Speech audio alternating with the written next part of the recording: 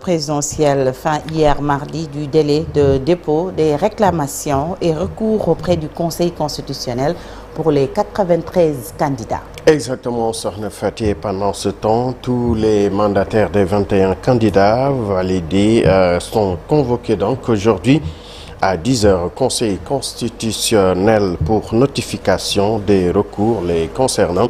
Une vingtaine de candidats donc qui ont franchi la première étape de validation de leur candidature à la présidentielle du 25 février 2024 avec l'acceptation de leur parrainage par le Conseil constitutionnel 6 ans après donc son adoption et son entrée en vigueur. La loi sur le parrainage continue de susciter la controverse dans le landerneau politique du Sénégal.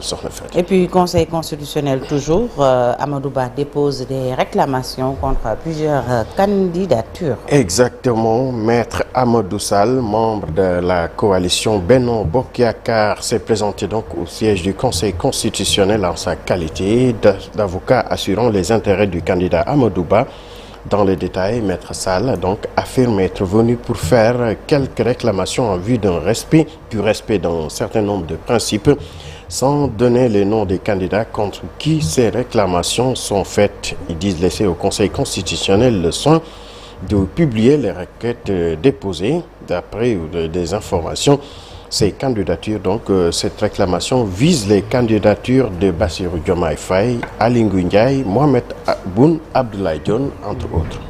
Alors, restons toujours avec l'élection présidentielle. Le candidat Thierno Alassane Sall a déposé un recours devant le Conseil constitutionnel dénonçant la double nationalité de Karim Wade. Un recours qui vise donc à contester la validation du dossier de candidature du candidat Karim Wade à la prochaine présidentielle. Il met en exergue sa double nationalité. Ils disent avoir donc détenu les preuves selon son mandataire. Suivant ce reportage signé Habib Faye, les images de Alioune Ndiaye.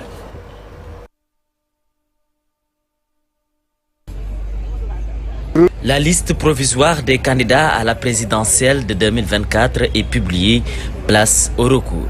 Le mandataire de Thierno Alassane Sall n'a pas mis beaucoup de temps avant de réapparaître devant le Conseil constitutionnel. Un recours qui vise à contester la validation du dossier de candidature de Karim Wade à la prochaine présidentielle. Un citoyen sénégalais qui porte allégeance à une autre nation ne puisse pas nous diriger parce que ça pose réellement un problème de sécurité nationale et un problème géostratégique.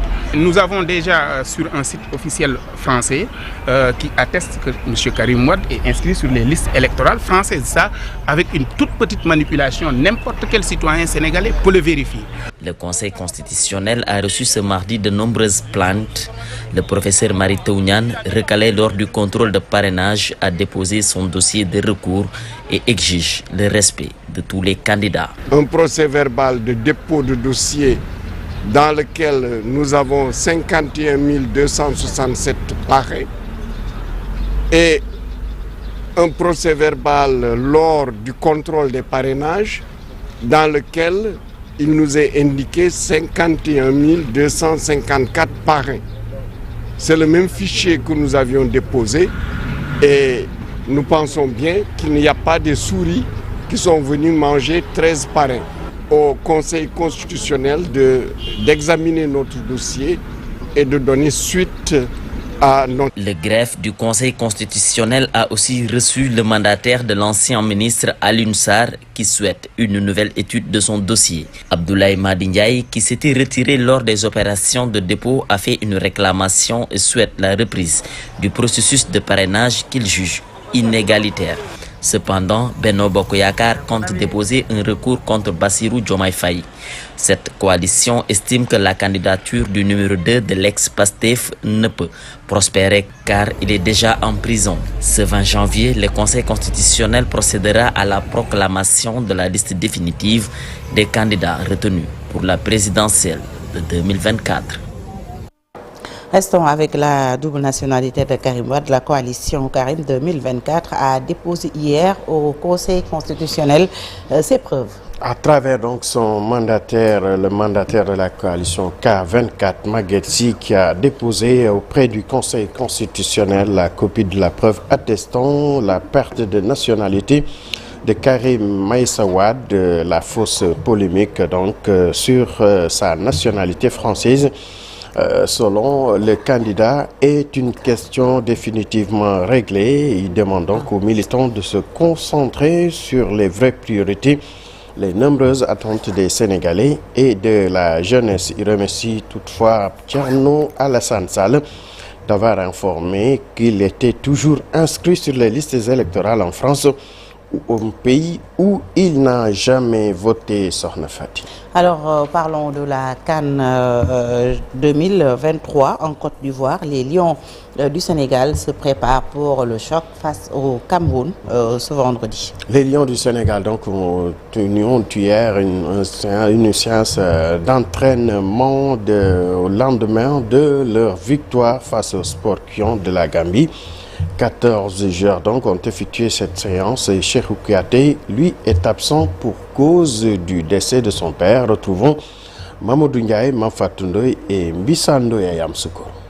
Comme vous le voyez, hein, le stade annexe s'est vidé de ses joueurs. Le Sénégal qui s'est entraîné en fin de journée entre 17h et 18h45 au lendemain de sa belle victoire devant la Gambie. 14 joueurs étaient présents, dont 2 gardiens et 12 joueurs de champ. 1h45 d'entraînement, ça a beaucoup travaillé, notamment sur les demi-terrains. Donc le travail physique a été également appliqué par le staff et Aliou Cissé, sans compter aussi à noter le fait que Ballo Touré soit toujours en marge de ce groupe, toujours au trot avec le préparateur physique. L'ambiance était plutôt courtoise avec la presse qui a pu assister à toute cette séance. D'ailleurs, à la fin, on avait l'impression de se retrouver en zone mixte. Je vous propose d'écouter la réaction de Eliman Ndiaye.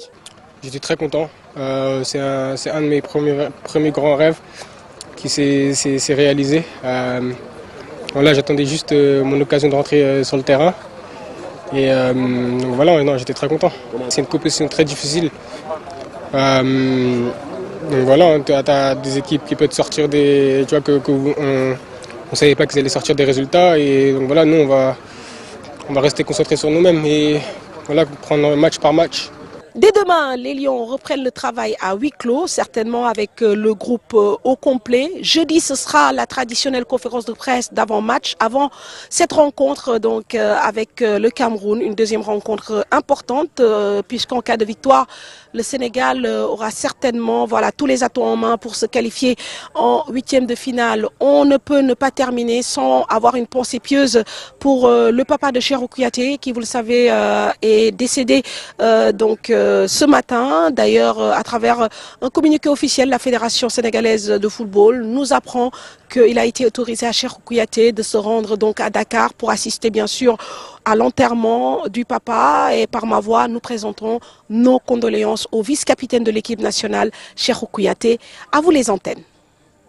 Merci Mam Fatou Ndoye. Parlons à présent de ce net triste donc avec la disparition du père de l'international Cheikhou Kouyaté et le président de la Fédération sénégalaise de football, Maître Augustin Senghor, les membres du comité exécutif, le sélectionneur de l'équipe nationale Aliou Cissé et les joueurs, la famille du football. Donc on le regrette, la douleur de vous faire part donc du décès de Bandiougou Kouyaté, père de Cheikhou Kouyaté, donc membre de l'équipe nationale.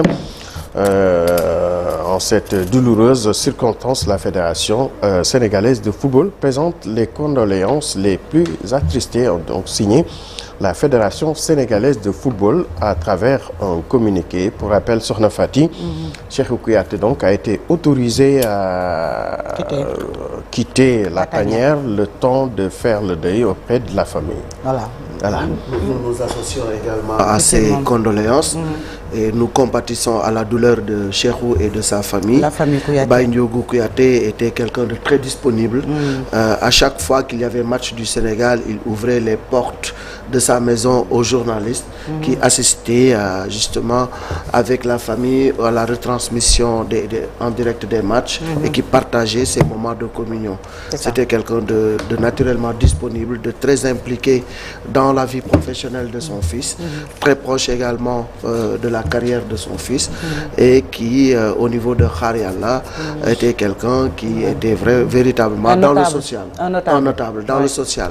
Grâce à l'appui de son fils, il faisait beaucoup d'actions sociales et il était dans le mouvement associatif. Puisse Allah l'accueillir dans son paradis céleste. Et voilà, que Cheikhou également soit mentalement très fort, parce que c'est dur de perdre un ascendant de premier degré, mais bon, c'est un homme, donc c'est également un musulman, un croyant.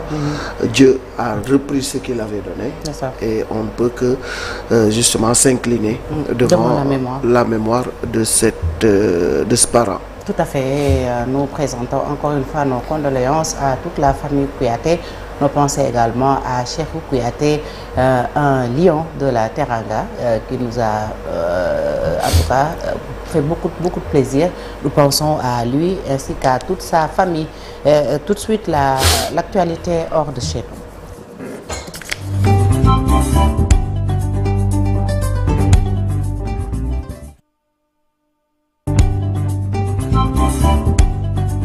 Allons en Éthiopie pour parler de la famine, Ibou. Exactement.